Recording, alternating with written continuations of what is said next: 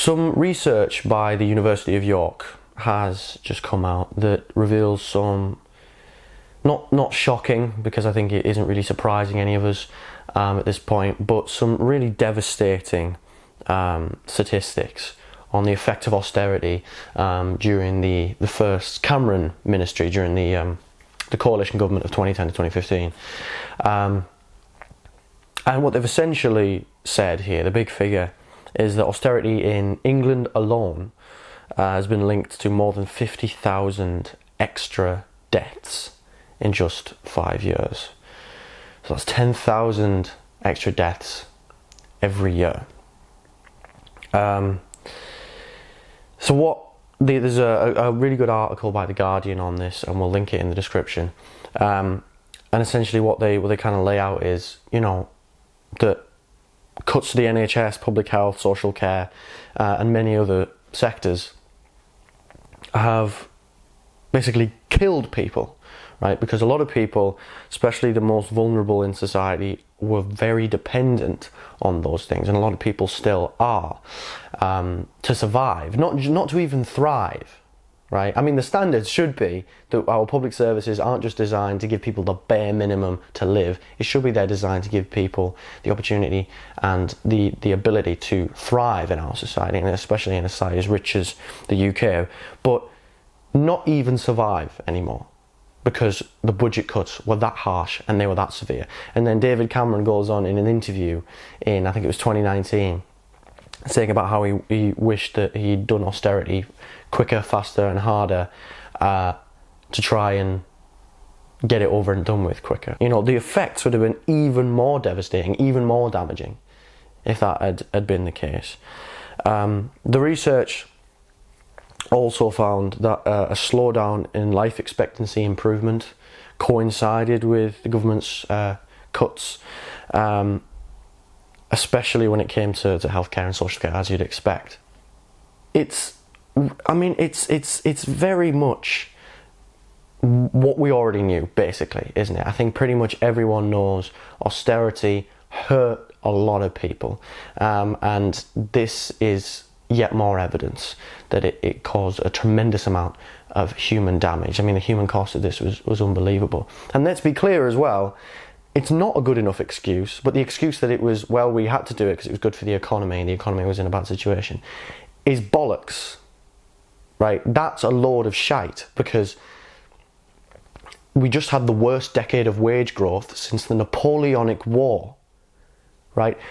Pretty much all of the new wealth being created is going to the richest 1% in society. Working people's wages have actually declined in some sectors. It's been a devastating economic decade for the UK. We have the opportunity, because we have so much infrastructure in there. We're a developing country. We're a developed country, right? We have the opportunity to harness a lot of the technological opportunities around us.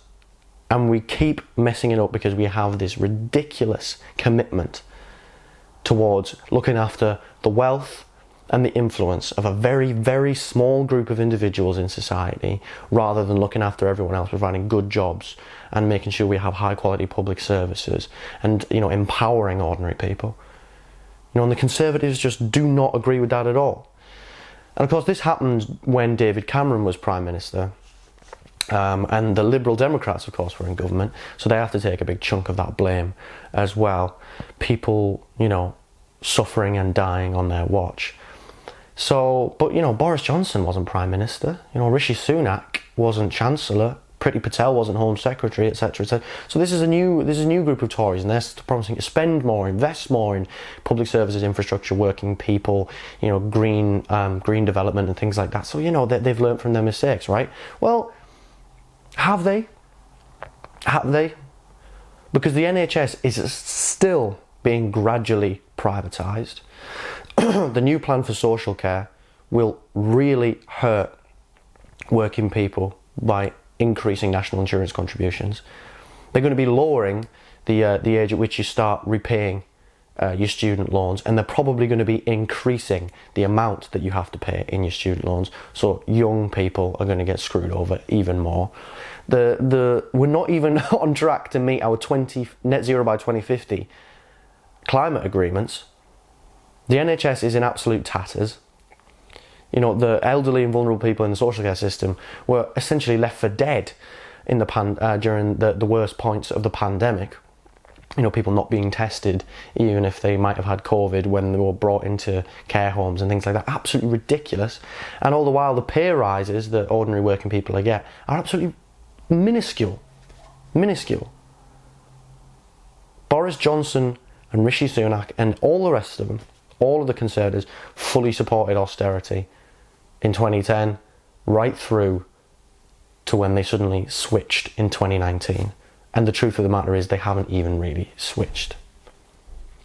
So don't let them get away with that. When it comes to voting, don't be like, oh, okay, well, they've changed. They haven't changed. They haven't. Right? And as much as I'm very critical of the Labour Party, one thing at least I'm very happy they've committed to is investing a lot more in healthcare, and mental health care as well is a really important thing, and not increasing national insurance contributions. You know, these are important steps. The green policies, the renewable energy stuff from Labour is really good as well. So, look, this is it's incredibly depressing. It's incredibly depressing. You know, people have died because of this. And you know, I hate to constantly bring you negative news, you know, depressing news, but you know, we have to talk about this. And more studies are coming out, you know, talking about the effects of austerity and privatisation and budget cuts, and the effects are always horrendous, especially the human cost, but usually economically they're terrible as well. So why on earth are we doing this? And why on earth is that political party that implemented that for 9 years still in office? In fact, with the largest majority it's had in decades. Why are we doing that?